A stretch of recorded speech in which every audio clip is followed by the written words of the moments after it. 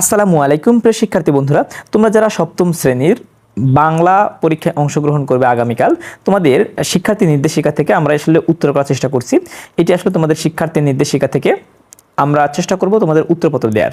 তো দেখো বন্ধুরা, এখানে আমি তোমাদেরকে জাস্ট উত্তরপত্রটা দেখিয়ে দিব। তোমরা অবশ্যই তোমাদের মতো করে উত্তরপত্রটা কিন্তু দেখবে এবং তোমরা আসলে এখান থেকে লিখে নিতে পারো। তো দেখো এখানে প্রথমত কাজ কি করতে বলছে, যে উপরের অনুষ্ঠানকে কেন্দ্র করে জোড়ায় আলোচনার ভিত্তিতে নিচের কাজগুলো করো। তোমাদের নিচের কাজগুলো সম্পন্ন করতে বলছে। এখানে দেখো তোমাদের উত্তরপত্রগুলো আমরা কিভাবে করতে পারি।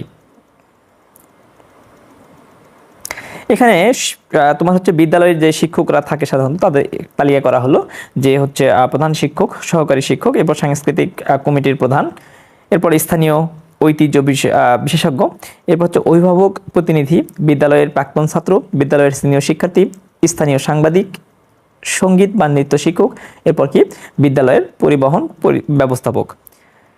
এরপর দেখো বন্ধুরা, এই ব্যক্তিদের সাথে আলোচনা করে আসলে পিঠা, যেহেতু তোমার হচ্ছে পিঠা উৎসব অনুষ্ঠানের আমাদের কাজগুলো করতে হবে।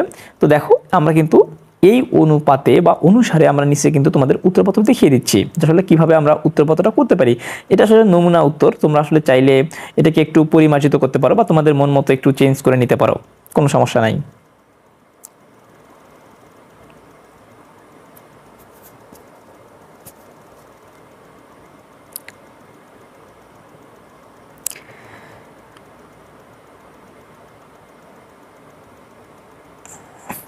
দেখো বন্ধুরা, এখানে প্রশ্নপত্রে যেভাবে কাজগুলো করতে বলা হচ্ছে আমরা কিন্তু ঠিক সেভাবেই কাজগুলো এখন করব একটু পর।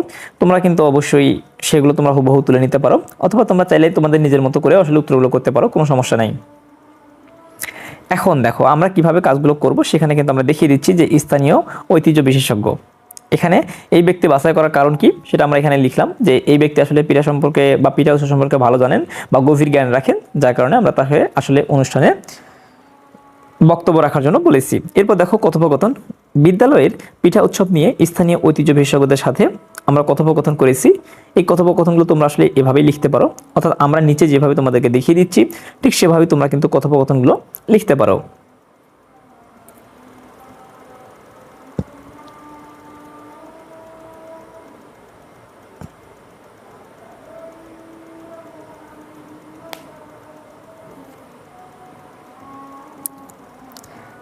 দেখো বন্ধুরা, এখানে আমাদের একজন শিক্ষার্থীর নাম নিয়েছি আমরা জাহিদ, এবং স্থানীয় ঐতিহ্য বিশেষজ্ঞ নিয়েছি মোহাম্মদ হাসান।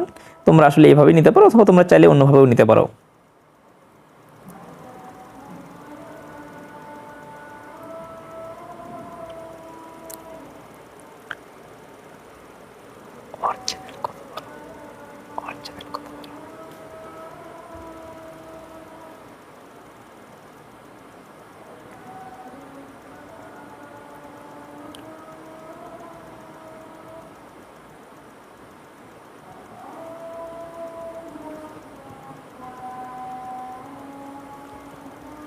প্রিয় শিক্ষার্থী বন্ধুরা, তোমরা এখান থেকে আসলে পড়ে নেবে। আমি এখানে উত্তরপত্র তোমাদের দেখিয়ে দিচ্ছি, তোমরা অবশ্যই এখান থেকে ভালো মতো পড়ে নেবে। তোমরা চাইলে এখানে তোমাদের মন মতো আসলে সাজিয়ে নিতে পারো, কোনো সমস্যা নাই।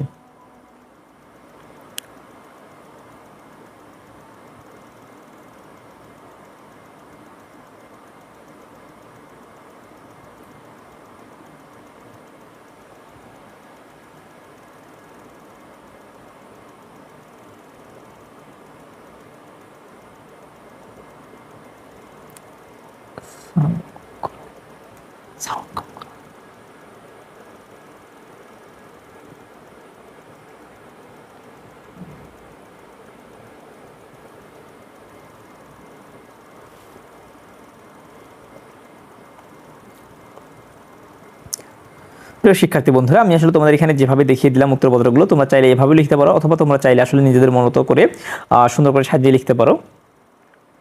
অথবা তোমরা চাইলে যদি তোমাদের শিক্ষকরা কোনো নির্দেশনা দিয়ে থাকে পরীক্ষা চলাকালীন, তোমরা সেভাবেও করতে পারো, কোনো সমস্যা নাই। উত্তরপত্রটা আসলে নমুনা, এটা আসলে তোমাদের এভাবে আমি ধারণা দিলাম যে তোমরা এভাবে লিখতে পারবে।